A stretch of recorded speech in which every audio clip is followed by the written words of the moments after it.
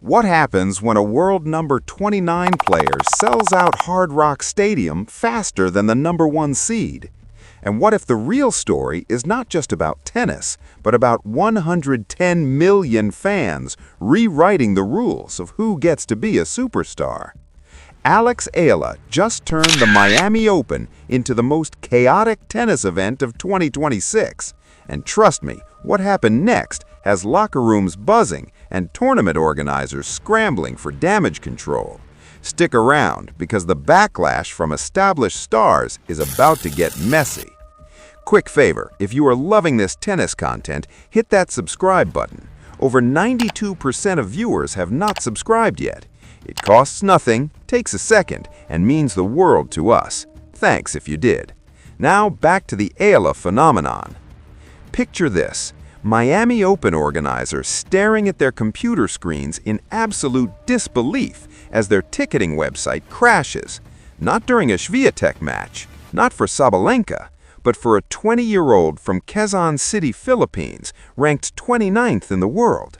Alex Eala just did what no mid-ranked player has ever accomplished. She packed Hard Rock Stadium to capacity, while top 10 players were practically echoing in half-empty arenas.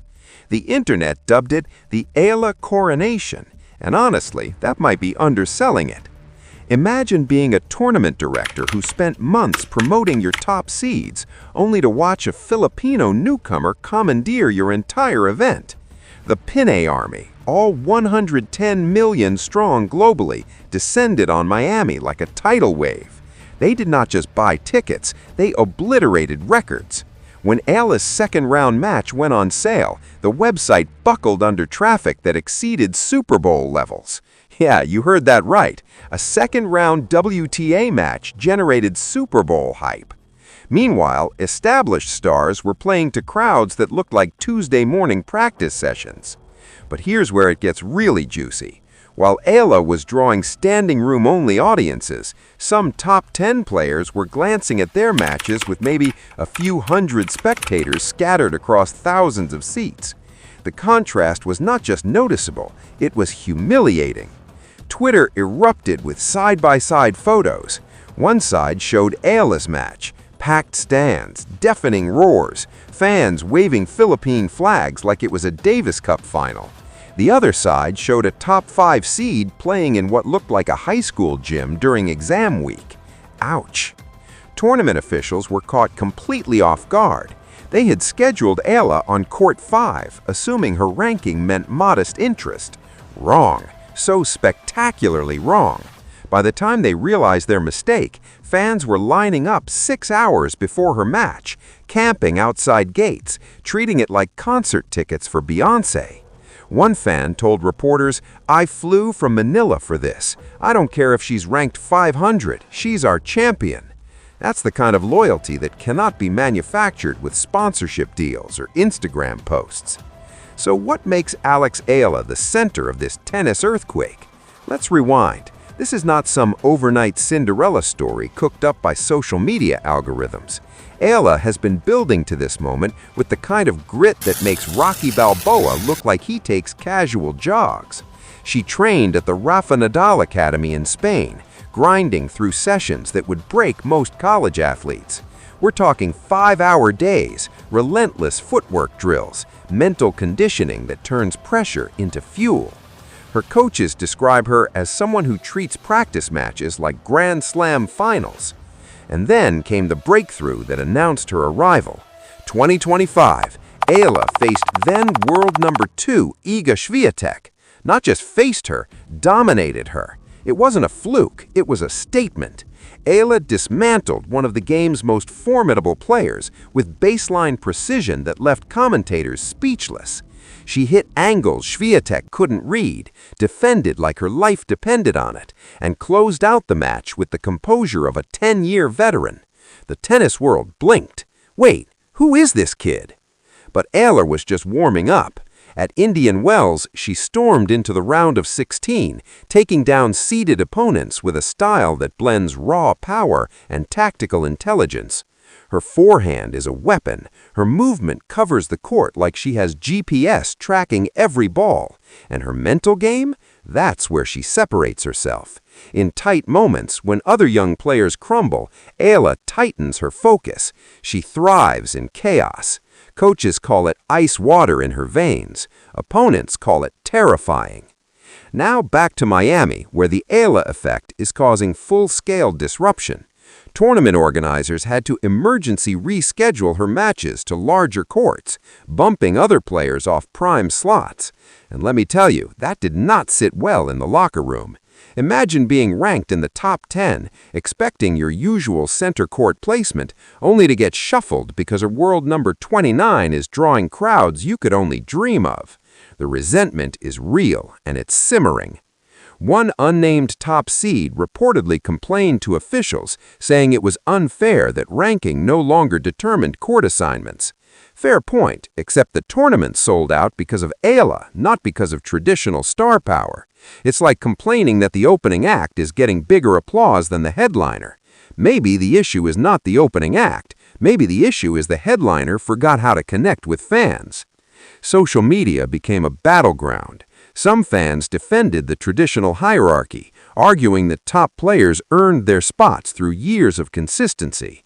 Others fired back, saying tennis needs fresh energy and that Eala represents exactly what the sport has been missing: genuine connection with a massive, passionate fan base. One Twitter user put it perfectly: top 10 players wonder why arenas are empty. Meanwhile, Eala proves that people will show up if you give them someone to believe in. Mic drop. And here's the kicker. Eala is not just a tennis story, she's an economic force. Philippine tourism boards are already leveraging her success. Miami businesses near the stadium reported record sales during her matches. Merchandise with her name sold out faster than tournament officials could restock. We're talking about a player who has shifted the entire commercial calculus of a WTA 1000 event. Sponsors are paying attention. Big time. But let's talk about what happens next, because the stakes just got even higher. Eala has 390 ranking points on the line in Miami. Win a few more matches and she could crack the top 20. That wouldn't just be a personal milestone, it would validate everything the Pine Army believes, that her champion belongs among the elite. A potential third-round matchup is looming, and if it happens, organizers better prepare for something tennis has never seen before. The pressure on Eala is immense. She's not just representing herself, she's carrying the hopes of 110 million Filipinos who see her as proof that their nation belongs on the global stage. That's a weight most 20-year-olds couldn't handle. But remember, this is someone who trained under the same roof as Rafa Nadal team, someone whose mental conditioning includes visualizing high-pressure moments as opportunities, not obstacles. Critics will say the hype is overblown, that one breakthrough doesn't make a sustained career. Fair. Tennis history is littered with shooting stars who faded. But Eala is different. Her game is not built on one explosive shot or a single weapon. It's complete. She can grind from the baseline, attack the net, defend under pressure, and adapt mid-match. That versatility combined with her hunger makes her dangerous long-term. And let's not ignore the cultural shift she represents. For decades, tennis stardom followed a predictable pattern: European or American dominance, massive marketing budgets, endorsements from legacy brands. Eala is flipping that script. Her fan base is not manufactured by Nike campaigns. It's organic, rooted in national pride and genuine admiration. The Pine Army doesn't need corporate messaging to rally. They show up because Eala is theirs. As the Miami Open continues, all eyes are on what happens next. Will Eala keep winning and justify the coronation, or will the pressure crack her? Either way, she's already accomplished something remarkable.